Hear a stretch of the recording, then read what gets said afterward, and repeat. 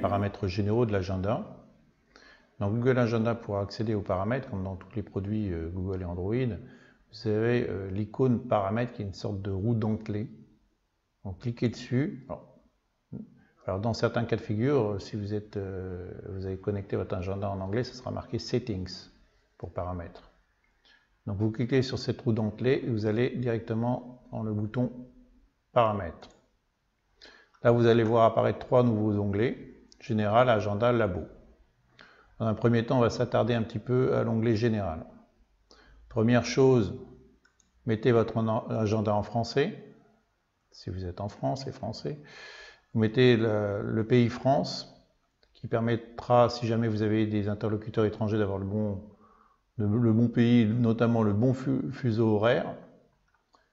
Vous pouvez ajouter d'autres fuseaux horaires si jamais vous avez tendance à voyager et vous êtes à l'international en complément.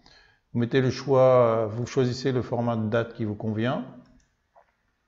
Le format d'heure, est-ce que vous préférez le AM, PM à l'américaine ou alors tout simplement le 1h, 13h.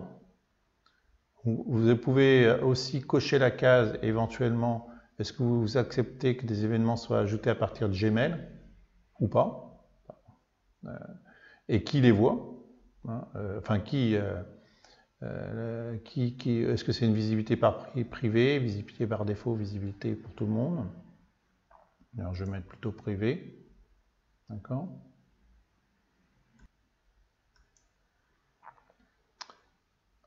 Après, par défaut, lorsque vous ajoutez un nouvel événement, par défaut, il va durer combien de temps? 1 heure, 15 minutes. En général, c'est pas 1 heure, mais vous pouvez tout à fait, si vous avez systématiquement, chaque événement est plutôt composé de 15 minutes ou de 2 heures, 120 minutes. Vous pouvez choisir ici, sachant que après, les événements ne sont pas figés. Vous pouvez les paramétrer un par un, mais là, c'est le paramètre général. Alors là, vous avez aussi un petit bouton qui s'appelle durée de l'événement par défaut, réunion abrégée. C'est pour vous permettre notamment de ne pas avoir des réunions qui se collent les unes à la suite des autres, mais notamment les réunions de 30 minutes se terminent 5 minutes plus tôt, à partir d'1 heure, et les réunions se courtent de 10 minutes. Donc si vous mettez 1 heure, mettez ça écourte légèrement. Est-ce que la semaine commence le lundi, le dimanche ou le samedi?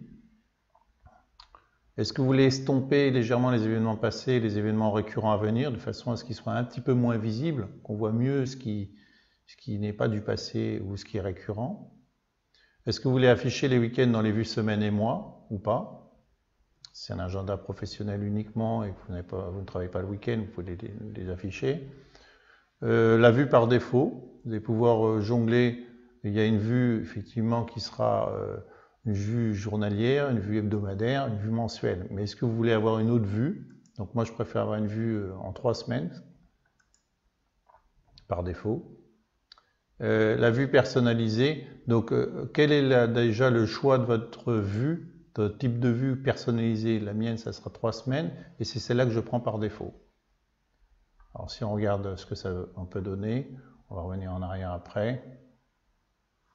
Si on prend ici, vous voyez que vous avez une vue jour, une vue semaine, une vue mois, et moi j'ai créé une vue personnalisée qui s'appelle 3 semaines, et qui est celle qui s'affiche par défaut.